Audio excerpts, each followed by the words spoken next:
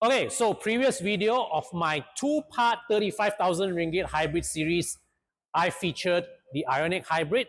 And next up, this here is a Honda City hybrid. Now, this generation City, I remember it was new, right? It got me scratching head a bit one because, you see, Honda had this idea of launching a City hybrid, a car with the most sophisticated powertrain, but it didn't give it the highest spec. The highest spec at that time was still the top spec 1.5 petrol model, and then they had the 1.5 watt, all that, and then in between, this hybrid appeared as the second highest model. So there were a lot of features that were present in the top spec car that was not inside here, and I thought that it was a very bizarre product strategy. So with the current generation City, of course, they have changed that. They have made the hybrid the top spec model, but that's a different story lah, because now it has reached a point where I look at the City hybrid and saying there is no way I would pay 100,000 ringgit for a Honda City. But that's a different story altogether. Today we are looking at this example of the City hybrid. Guess what? Even for a car that's what, 7 years old, the 7-year-old, it still retains half its value. This car market value is about 30 to 35,000 ringgit. So I'm listing it for that, but of course you're welcome to make an offer. And the owner of this car has just repainted it. It looks fresh. When the car came, it looked a bit worn. So I advised the owner, you want to sell this car, you better paint it black, bro. So I'm very glad that the owner took my advice and got the car repainted here. And whoever the painter it is, did a fairly good job.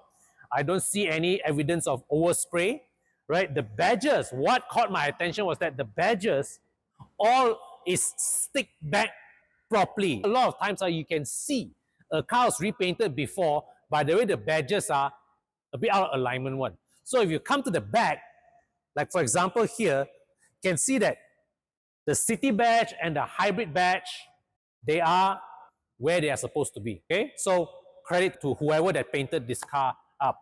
Features wise, this car has got passenger side keyless entry. You don't need 4-door keyless entry, but you should have passenger side keyless entry. Why? Because let's say when you are walking, right, gentlemen, you walk with your lady friend, then you want to come here and open the door for her. And of course, as we always say, Honda is very fantastic with their packaging. So one impressive thing with the City is that despite being a hybrid, boot space is fantastic.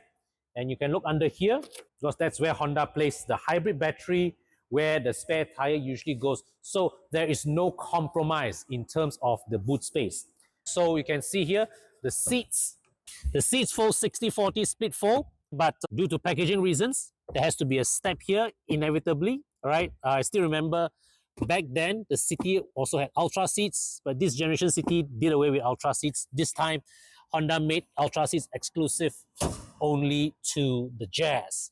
Here in the engine room, the City hybrid, so you can see that the transverse mounted engine is offset slightly to the driver's side.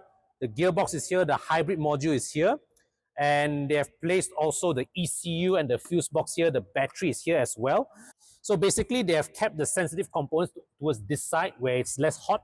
Here's the brake reservoir. The ABS module is here. Overall, a very compact engine bay here. The 12-volt battery is placed here. Right. So all this is good because the engine here, the main source of heat is here. And they've put all the electronic components, the more sensitive, the battery, the heat sensitive parts, far towards the left between the air intake box here, far to the left, so that it can less heat, right?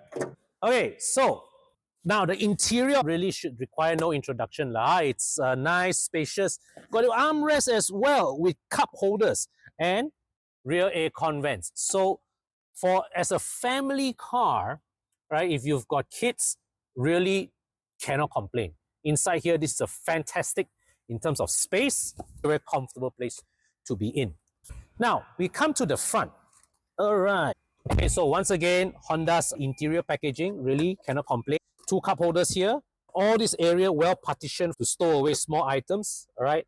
And the climate control single zone, it's touch operated, right? Not button. We always say we like buttons here, but it's touch operated in this hybrid spec. And I remember when I reviewed this as a brand new car, I made fun of the fact that the City Hybrid got no auto headlights one, right? So there's no auto headlights. But in hindsight, right, as a B segment car, I will say this, right? What is provided here is a decent spec. Okay, it's a decent spec. You've got the center touchscreen here, aircon here. So it's very basic, but if you're looking for simple, fuss-free transport, nothing to complain. And check this out. It's got pedal shifters. What's a pedal shifter doing here? Well, because this car has a 7-speed DCT. Now, very, very interesting engineering decision from Honda. The standard 1.5 liter petrol has a CVT. The hybrid uses a DCT. I don't understand the logic behind it. Compared to the Ioniq hybrid that I drove earlier, this one, I would say the switch over between engine and electric power is smoother. The engine here also is less noisy compared to the Ioniq hybrid. And now that I go over this bump, okay, so this car has a torsion beam rear suspension. That's why when you go over the bump, right, you can feel the whole rear jumping up. Whereas the Ioniq, you can feel the rear actually soaking up all the undulations. The acceleration is good. It's not like back to a seat kind of acceleration, but for town driving, for city driving, it's good enough for you to sprint point to point from traffic light to traffic light to traffic light, right? So the question now becomes, would I recommend you to buy this car? Well, the answer is it depends. It depends on you as a buyer profile. If you want something that is simple, no frills, right? You just want an honest point-to-point transport.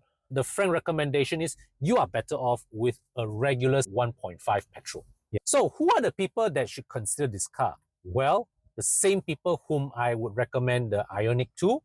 It's that if you are memang wanting a hybrid car, you want a really low fuel consumption, you don't mind a bit of complexity in the powertrain, because let's put it this way, maintaining a hybrid versus maintaining a petrol is very, very different. You do need to give more care to the powertrain. That's a given. Then, once again, the city hybrid at the kind of price that it's asking for, this is as low risk as it gets if you want to experiment with the experience of having a hybrid on your driveway. So if you're interested to check this car out, do fill in the form in the description section below. My team will be in touch, right? So this car is being listed for 35,000 ringgit. And good news is it looks fresh because I just got the owner to repaint the car, right? So there's one less thing for you to worry about if you decide to purchase this, right? So look forward to see you in the next video.